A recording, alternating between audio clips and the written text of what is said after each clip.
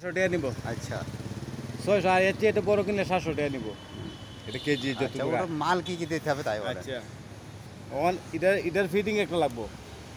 এটা আপনার ওই খালি এটা কিনে আসাই দিয়া ওয়ার্কশপের দোকান আছে না, এক সিট দিয়ে আপনার এই বেতা বানাই দেবো সিট দিয়ে।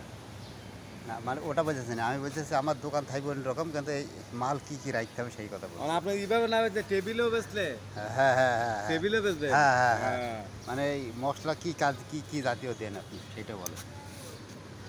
দুধ জালমুড়ি বেচেন, সে মশলা লাগবো।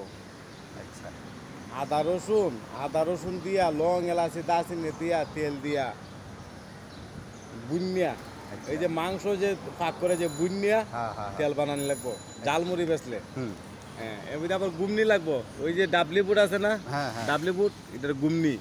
ঘুগনি ঘুগনি হ্যাঁ গুগনি, বুঝছেন? হুম হুম আচ্ছা।